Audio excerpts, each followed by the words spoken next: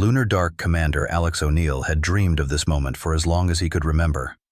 Standing in the cramped confines of the lunar lander, he peered out the small viewport, the vast and desolate surface of the moon filling his vision. But the triumph of their mission quickly soured.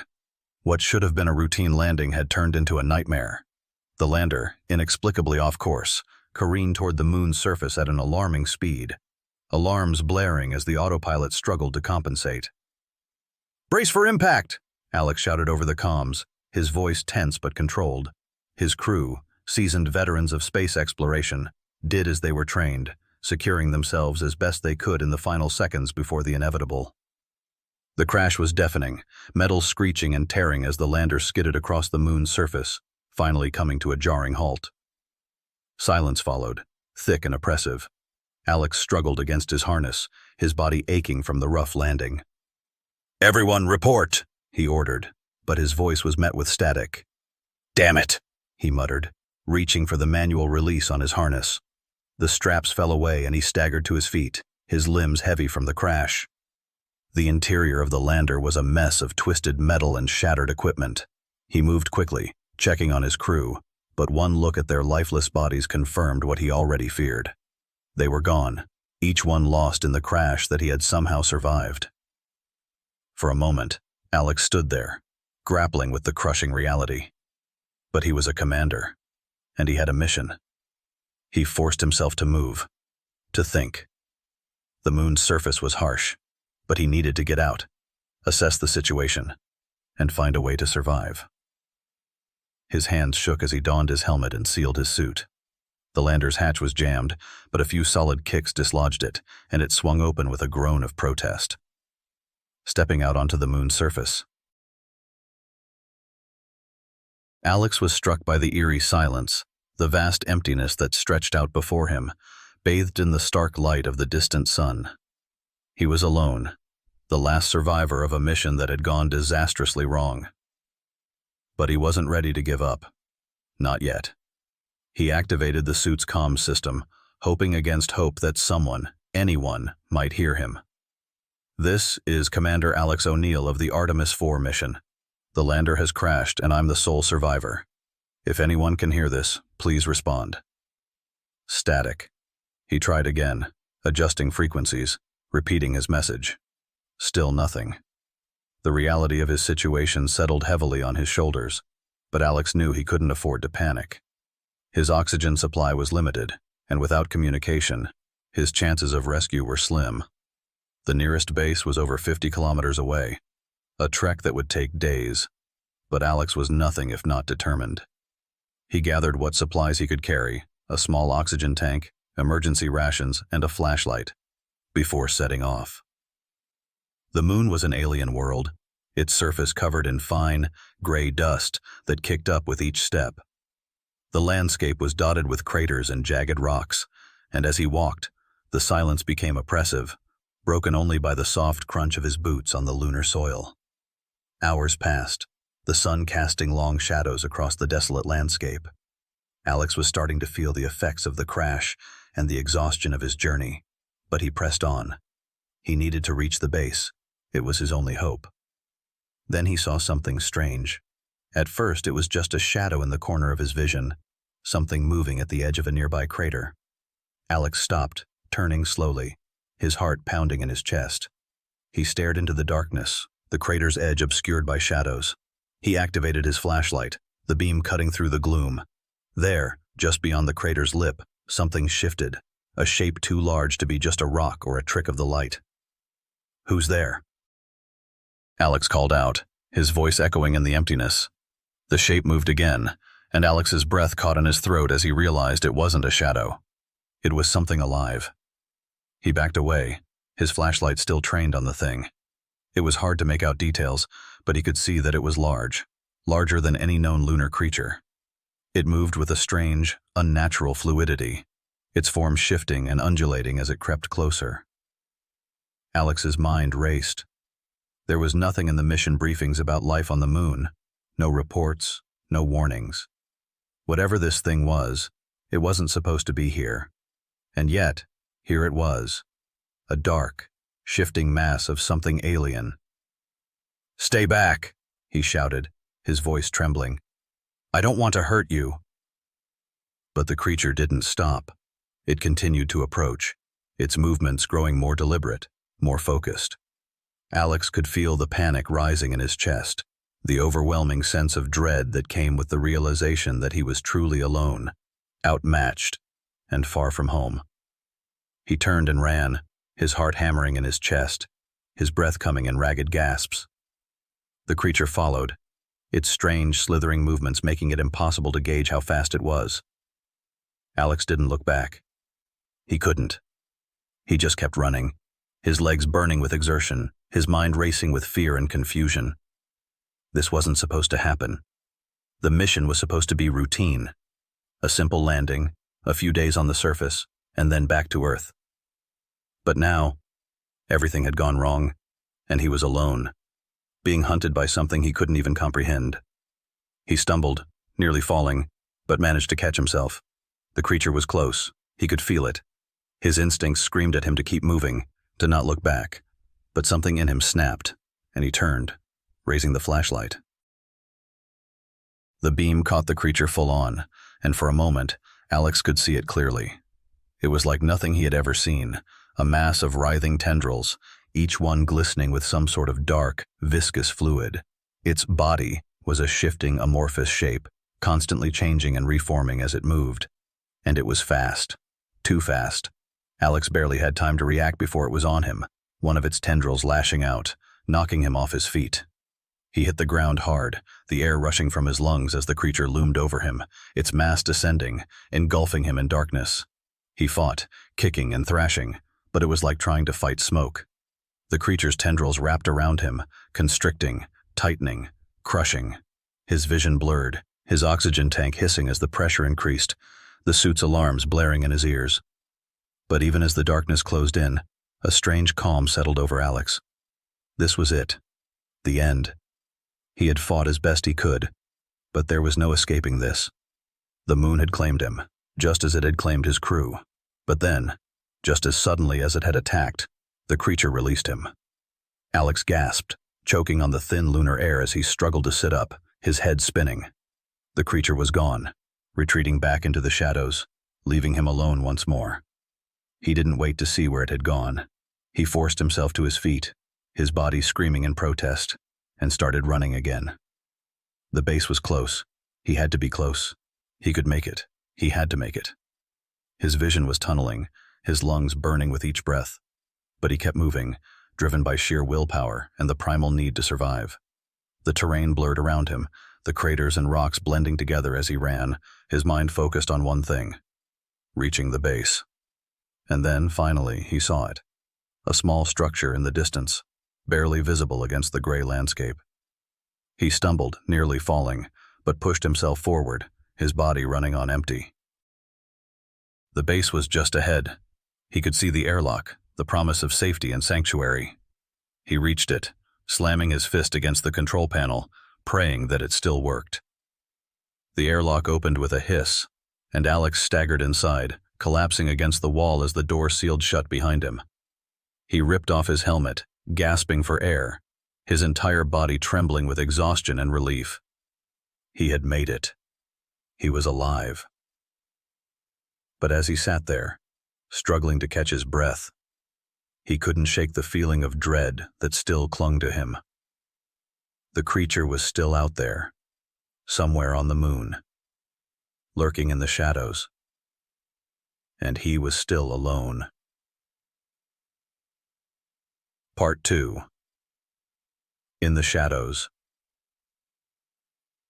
The base was a small, self-sustaining habitat, designed for short-term missions. It had been set up years ago during the first wave of lunar exploration, a temporary outpost for scientists and astronauts studying the moon. Now, it was abandoned, a relic of a bygone era.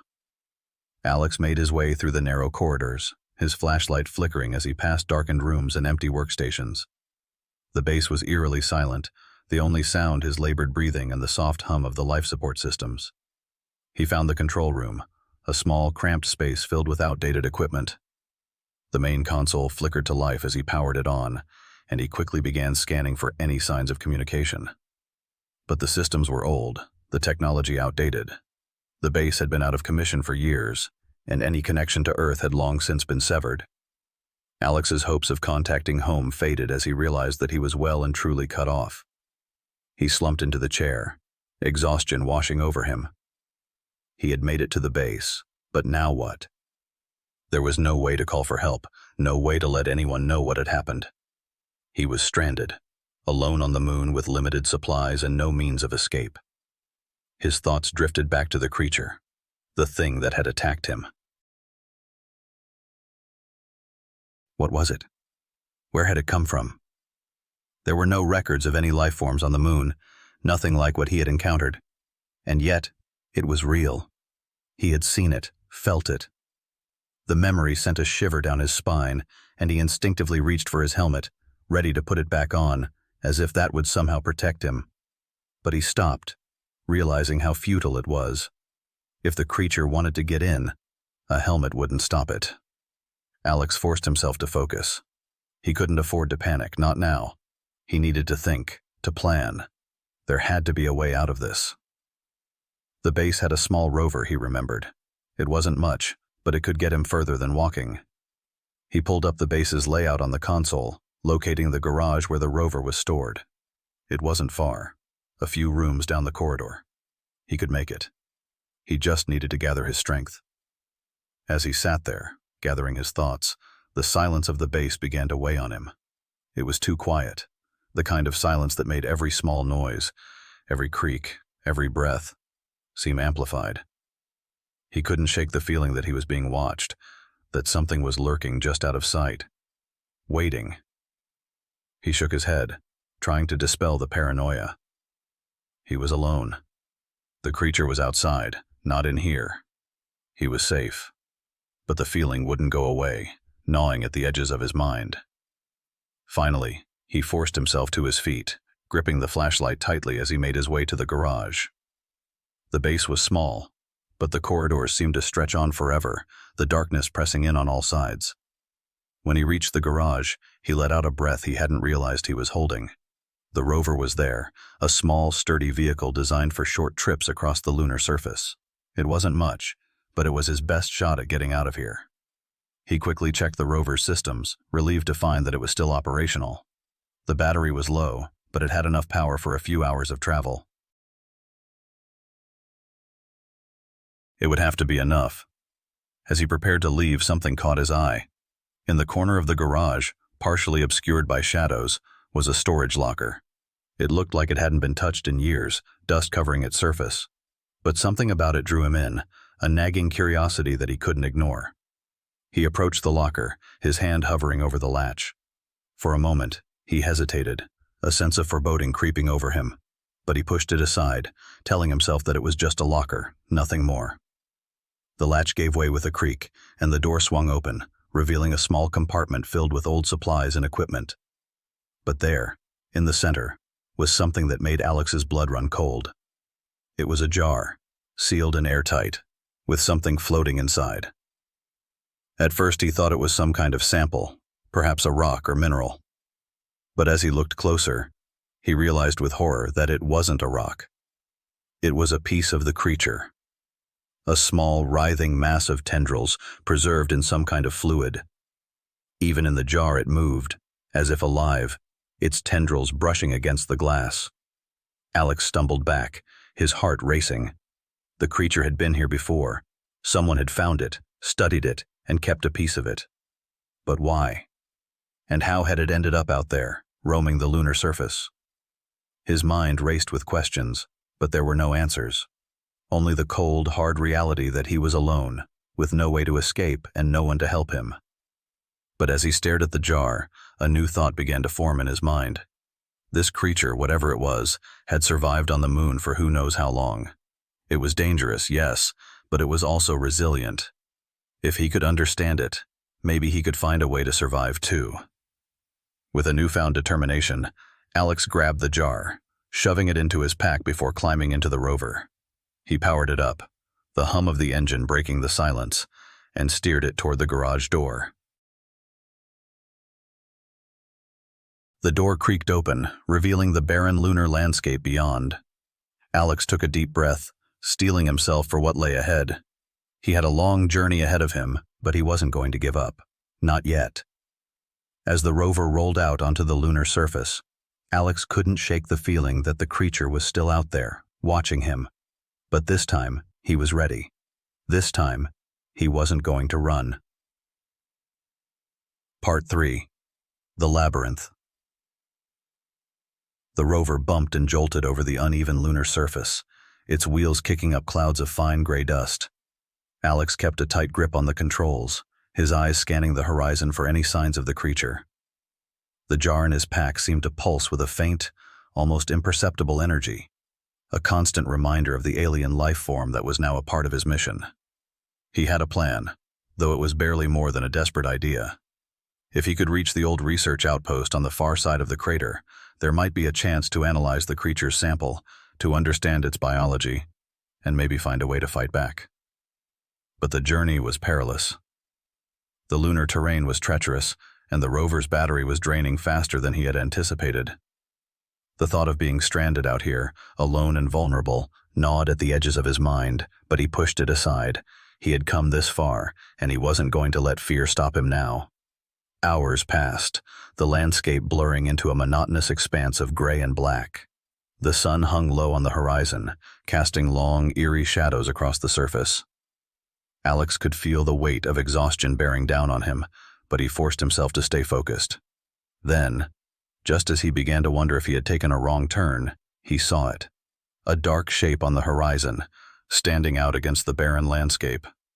It was the research outpost, a small, squat structure nestled in the shadow of a massive crater.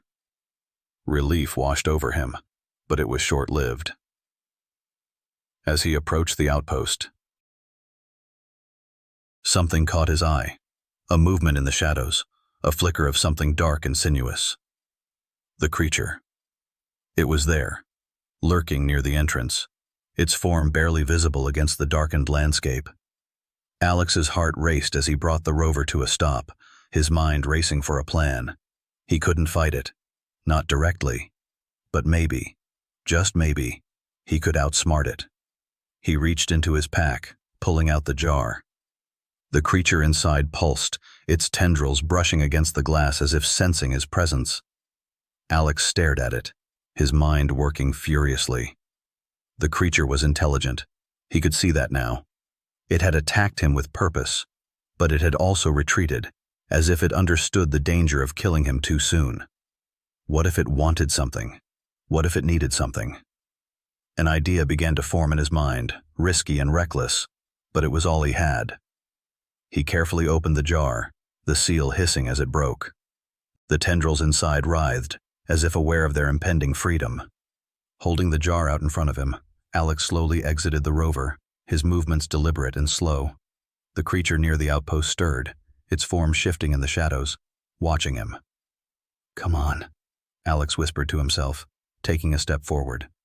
The jar pulsed in his hand, the tendrils inside straining against the glass.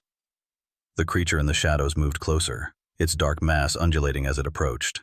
Alex held his breath, every muscle in his body tensed. He was close now, only a few meters from the entrance to the outpost. The creature was only a few feet away, its tendrils reaching out toward him, drawn to the sample in his hand. With a sudden fluid motion, Alex threw the jar as hard as he could, aiming for a spot beyond the creature. The jar sailed through the air, spinning end over end before smashing into the ground a few meters away. For a moment, nothing happened. Then, the creature turned, its tendrils lashing out toward the broken jar. Alex didn't wait to see more. He bolted for the entrance, his boots kicking up dust as he sprinted across the surface. He reached the airlock, slamming his fist against the control panel. The door hissed open, and he dove inside. The door creaked open, revealing the bar sealing shut behind him, just as the creature lunged for him. Inside the outpost, Alex collapsed against the wall, gasping for breath. The creature pounded against the door, its tendrils scraping against the metal, but it held firm. He was safe, at least for now. But he knew it was only a matter of time before the creature found another way in. He needed to act quickly if he was going to survive. He pulled himself to his feet, his body screaming in protest, and made his way deeper into the outpost. The lab was small and outdated, but it still had some functional equipment. He powered up the consoles, quickly setting to work analyzing the creature's sample. As the data began to stream in, Alex felt a flicker of hope. The creature was unlike anything he had ever seen. Its biology was a complex web of unknown proteins and enzymes, capable of rapid regeneration and adaptation. But it had a weakness, something in its structure that could be exploited. A plan began to take shape in his mind, but it was risky.